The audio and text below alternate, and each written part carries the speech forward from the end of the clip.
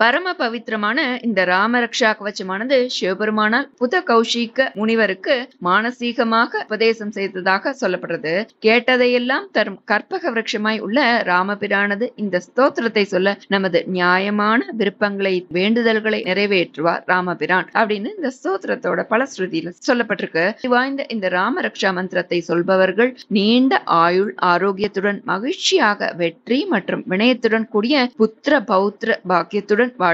வாழ்வார்கள். இதை சொல்பவரை எந்த துஷ்ட சக்திகளும் அண்டாது, துஷ்ட சக்திகளால் ஏறெடுத்தும் பார்க்க முடியாதாம் இவர்களை. அவ்வளவு புண்ணிய சக்தி வாய்ந்த மந்திரம் இந்த ராம மந்திரம். அவர்களது பாபங்கள் அனைத்தும் அழியுமாம். இறுதியில் அவர் மோட்சத்தை அடைவர். இதை தொடர்ந்து தினமும் மனப்பாடமாக சொல்வதால் எப்பேற்பட்ட துன்பங்களிலிருந்தும் இடர்களிலிருந்தும் காப்பாற்றுமாம். அனைத்து விதமான சாதனைகளும் அவர்கள் வசம் வந்து சேரும். எடுத்த காரியத்தில் வெற்றி உண்டாகும். இந்திரனின் வஜ்ராயுதத்திற்கு ஒப்பான இந்த ஸ்தோத்திரத்தை சொல்பவரின் வார்த்தைகள் கட்டளைகள் போல் எந்த விதமான எதிர்ப்பும் இல்லாமல் நிறைவேற்றப்படும். வெற்றியும் புண்ணியமும் அவர்களை வந்து சேரும். அஸ்வமேதத்தை விட அதிகமான புண்ணிய பலனை அடைவர் என்பதில் எந்த சந்தேகமும் இல்லை அப்படின்னு இந்த ஸ்தோத்திரத்தோட பலஸ்ருதியில சொல்லப்பட்டிருக்கு. நம்ம ஸ்தோத்திரத்தை பார்க்கலாம். ஸ்ரீ ராமரக்ஷா ஸ்தோத்திரம். ஓம் கணேஷாய நமஹ. அஸ்ய ஸ்ரீ ராமரக்ஷா ஸ்தோத்திர மந்திரஸ்ய புத கௌஷிக ரிஷிஹி ஸ்ரீ சீதா ராமச்சந்திரோ தேவதா அனுஷ்டுப் சந்தக सीता शक्ति श्रीमद् हनुमान कीलकम श्रीरामचंद्र प्रीत्यर्थे राम रक्षा स्तोत्र जपे विनियोगः ध्यानम् ध्यायेदाजानुबाहुं धृतशरदनुषं बद्धपद्मासनस्थं पीतं वासोवसानं नवकमलदलस्पर्धिनेत्रं प्रसन्नं वामाङ्कारूढसीता मुखकमलमिलल्लोचनं नीरदाभं नानालङ्कारदीप्तं ददतमुरुजटा मण्डनं रामचन्द्रम् चरितं रघुनाथस्य शतकोटिप्रविस्तरम् एकैकमक्षरं पुंसां महापातकनाशनं ध्यात्वा नीलोत्पलश्यामं रामं राजीवलोचनं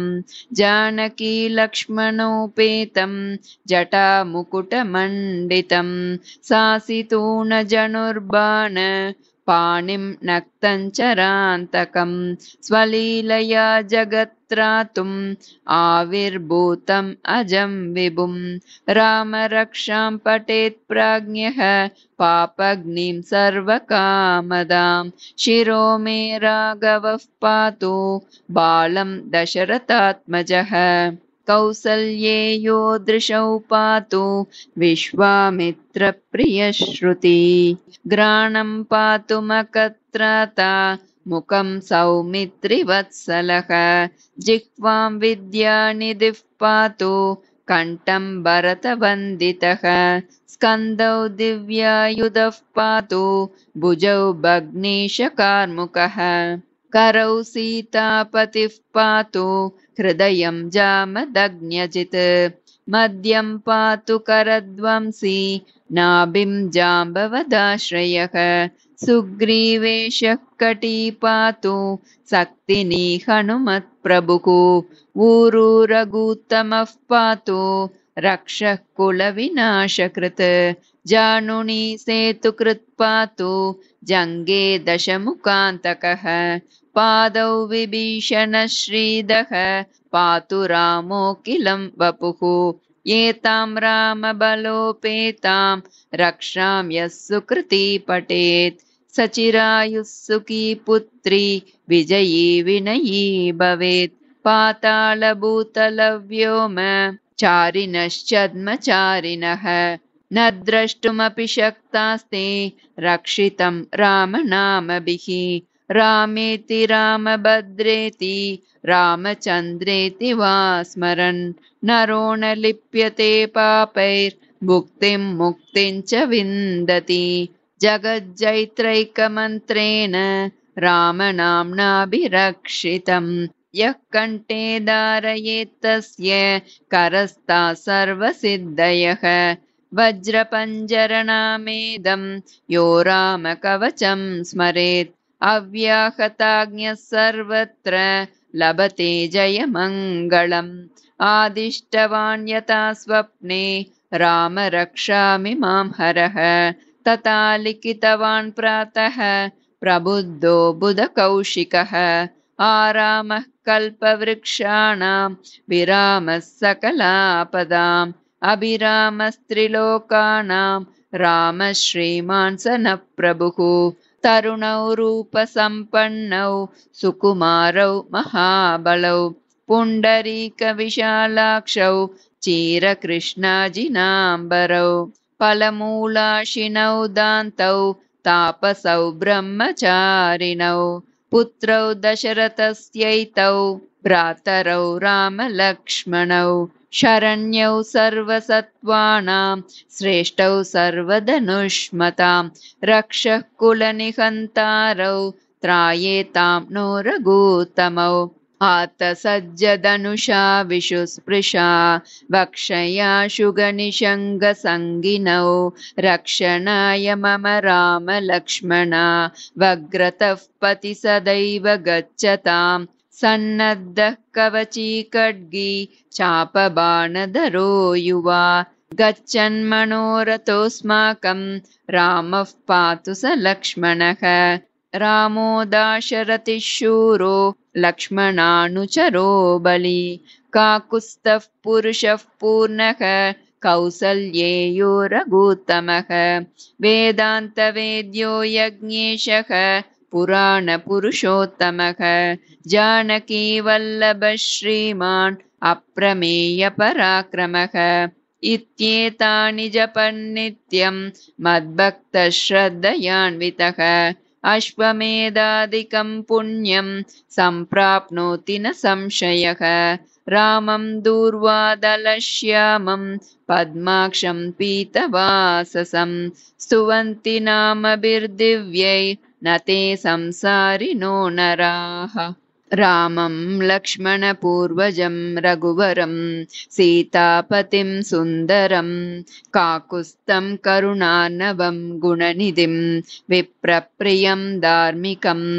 राजेन्द्रं सत्यसन्धं दशरथतनयं श्यामलं शान्तमूर्तिं वन्दे लोकाभिरामं रघुकुलतिलकं राघवं रावणारिम् रामाय रामभद्राय रामचन्द्राय वेदसे रघुनाथाय नाथाय सीतायाः पतये नमः श्रीराम राम रघुनन्दन राम राम श्रीराम राम भरताग्रज राम राम श्रीराम राम रणकर्कश राम राम श्रीराम राम शरणं भव राम राम श्रीरामचन्द्रचरणौ मनसा स्मरामि श्रीरामचन्द्रचरणौ वचसा गृह्णामि श्रीरामचन्द्रचरणौ शिरसा नमामि श्रीरामचन्द्रचरणौ शरणं प्रपद्ये माता रामो मत्पिता रामचन्द्रः स्वामी रामो मत्सखा रामचन्द्रः सर्वस्वं मे रामचन्द्रो दयाळुर्नान्यं जाने नैव जाने न जाने दक्षिणे लक्ष्मणो यस्य वामे तु जनकात्मजा पुरतो मारुतिर्यस्य तं वन्दे रघुनन्दनम् लोकाभिरामं रणरङ्गधीरं राजीवनेत्रं रघुवंशनाथं कारुण्यरूपं करुणाकरन्तं श्रीरामचन्द्रं शरणं प्रपद्ये मनोजवं मारुततुल्यवेगं जितेन्द्रियं बुद्धिमतां वरिष्ठं वातात्मजं वानरयूतमुख्यं श्रीरामदूतं शरणं प्रपद्ये कूजन्तं राम रामेति मधुरं मधुराक्षरम् आरुह्य कविताशाखां वन्दे वाल्मीकिकोकिलम् आपदामपहर्तारं दातारं सर्वसम्पदां लोकाभिरामं श्रीरामं भूयो भूयो नमाम्यहम् भर्जनं भवबीजानाम् अर्जनं सुखसम्पदां तर्जनं यमदूतानां राम रामेति गर्जनम् रामो राजमणिः सदा विजयते रामं रमेशं भजे रामेणाभिहता निशाचरचमू रामाय तस्मै नमः रामान्नास्ति परायणं परतरं रामस्य दासोऽस्म्यहम् रामे चित्तलयः सदा भवतु मे भो राम मामुद्धर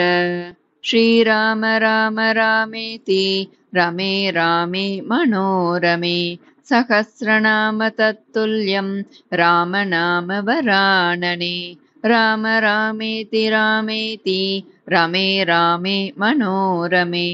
सहस्रनाम तत्तुल्यं रामनाम वरानने श्रीराम राम रामेति रमे रामे मनोरमे सहस्रनाम तत्तुल्यं रामनाम वरानने इति श्रीबुधकौशिकविरचितं श्रीरामरक्षास्तोत्रं सम्पूर्णं